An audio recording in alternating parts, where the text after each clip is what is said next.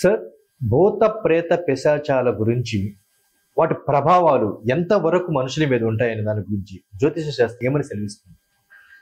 శాస్త్రరీత్యా మామూలుగా ఏంటంటే శాస్త్రం వేరు, మనిషి యొక్క ఆలోచన విధానం వేరు.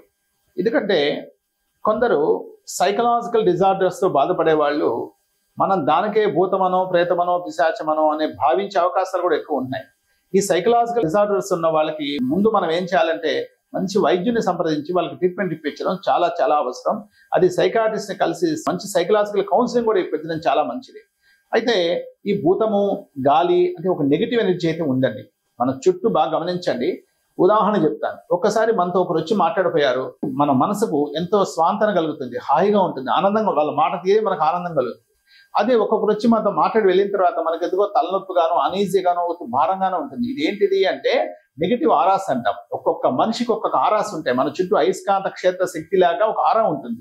అది ఎవరిలో పాజిటివ్ ఆరా ఉంటుంది, ఎవరిలో నెగిటివ్ ఆరా ఉంటుంది అందరూ కనుక్కోలేరు. ఈ పాజిటివ్ నెగిటివ్ ఆరా ఎట్లా వస్తుందంటే వాళ్ళ మనసులు నిర్మలంగా ఉంటూ మంచిగా ఉంటూ చాలా ప్యూర్గా ఉంటూ మంచి సాయం చేస్తూ వాళ్ళు నిత్య ఉపాసన చేసే వాళ్ళకు ఎప్పుడు పాజిటివ్ ఆరా ఉంటుంది. వాళ్ళ చుట్టూ పాజిటివ్ రేసే ఉంటాయి. అటు కాకుండా కొంచెం కుళ్ళు, కుచ్చితము, కుతంత్రము, పైకి ఒకటి లోపలికొకటిగా ఉండడము, అలా భావజాలంతో ఉంటూ ఎప్పుడు ఏదో తిడుతూ ఉండడం, ఎప్పుడు ఇతన్ని గుర్తుపెట్టుకోండి, ఎప్పుడు ఇతన్ని విమర్శిస్తూ ఉండడం, తిడుతూ, ఇలాంటి వాళ్ళకి ఎప్పుడు నెగిటివ్ ఆరాస్ ఎక్కువ ఉంటాయి. ఈ ఆరా ఉన్న వాళ్ళు ఎవరు మన చుట్టూ ఉన్నారో మనం అబ్జర్వ్ చేసుకోవాలి. ఆరాస్ మన మీద పడ్డప్పుడు ఆ నెగిటివ్ ఎనర్జీ మనం ఏమనుకుంటామో అది గాలిగానో లేక ధూళిగానో దయ్యంగానో మనం భావిస్తాం. అలాంటి ప్రభావం ఉంటుంది. అయితే వాస్తవంగా కూడా చాలా మంది దయ్యాలు చూసిన వాళ్ళు కూడా ఉన్నారు, గాలి చూసిన వాళ్ళు కూడా ఉన్నారు, దాన్ని అనుభవించిన వాళ్ళు కూడా ఉన్నారు. అయితే మరి ఇలా ఉన్న వాళ్ళకి జ్యోతిష్ శాస్త్రరీత్యా మనం ఎలా చేసుకోవాలి, ఎట్లా చూడాలి, చాలా చాలా ముఖ్యం అండి. ఇక్కడ జాతకంలో మనం అందరం కూడా గుర్తుపెట్టుకోండి. 12వ స్థానం ద్వాదశ స్థానం అంటాం. అది అయన శయన భోగ స్థానం. అయన శయన భోగ. అయనం అంటే ప్రయాణం, శయనం అంటే నిద్రించడం, భోగం అంటే ఎంజాయ్మెంట్. ఈ స్థానాధిపతి దెబ్బతిన్నా అక్కడ రాహుకేతువులు ఉన్న కొంతమందికి నెగిటివ్ ఆరాస్ వస్తుంటాయి. కాబట్టి అలా ఉన్న వాళ్ళకి మేమేం చేస్తామంటే హోమాలలో లక్ష్మీ నృసింహ పాశుపత హోమం పెడతాం, హనుమత్ పాశుపతం హోమం పెడతాం, మనోపాశుపతం హోమం పెడతాం సైకాట్రిక్ డిజార్డర్స్ పోవడానికి. అలా చేసుకోవడం ద్వారా ముందుకు వెళ్ళొచ్చు.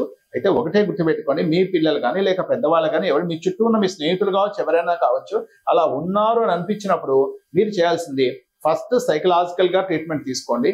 నెక్స్ట్ ఆస్ట్రాలజర్ని జ్యోతిష్ని కలిసి దానికి ఎందుకని జాతకంలో అట్టుంది, ఉదాహరణకి ఏ దశ జరుగుతుంది, ఆ దశానాథుడు ఎవరు, ఆ దశ రాహు దశ అనుకోండి, లేదా కేతు దశ, లేదా కుజ దశ అనుకోండి, లేక శని అనుకోండి, ఆయన లగ్నానికి ఆధిపత్యం ఏందో కూడా చూడాలి, ఎక్కడ స్థితి ఉందో చూడాలి. దాన్ని బట్టి పరిహారాలు చేస్తున్నప్పుడు ఆ మెడిసిన్ బాగా పనిచేసి ఖచ్చితంగా వాళ్ళు రికవర్ అయ్యి ముందుకు వచ్చేస్తారు.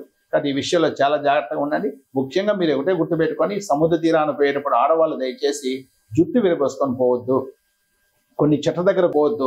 ముఖ్యంగా ఆదివారం శుక్రవారం కూడా జుట్టు విరబోసుకొని పోవడం అనేది మంచిది కాదు. ఎందుకంటే తెలియకుండా నెగిటివ్ ఎనర్జీస్ వస్తుంటాయి.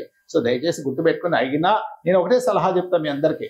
ఆడవాళ్ళు శుక్రవారం తలస్నానం చేసేటప్పుడు లేదా మగవాళ్ళు వాళ్ళు ఏ వారమైనా వాళ్ళ ఇష్టం తలస్నానం చేసేటప్పుడు ఆ నీళ్ళల్లో గోమూత్రం, కల్లుప్పు, పసుపు పొడి ఆ 3 కలిపి స్నానం చేస్తే మీరు వెళ్ళి వచ్చినాక ఏదైనా నెగిటివ్ ఎనర్జీ ఉన్నా పోతుంది భయపడం వల్ల. కానీ హనుమాన్ చాలీసా చదువుకోవడం, అదేవిధంగా హనుమంత్ ప్రదక్షిణాలు చేయాలి. 7 సార్లు ఆంజనేయ స్వామి గుడి చుట్టూ ప్రదక్షిణాలు చేసి సింధూరం అర్చన చేసి ఆ సింధూరం పెట్టుకుంటే ఇటువంటి నెగిటివ్ ఎనర్జీస్ ఏమి ఉండవు, మీరు బాగుంటారు. అయినప్పుడు జాతక పరిశీలన చేసి నిర్ణయించుకోవడం చాలా మంచిది.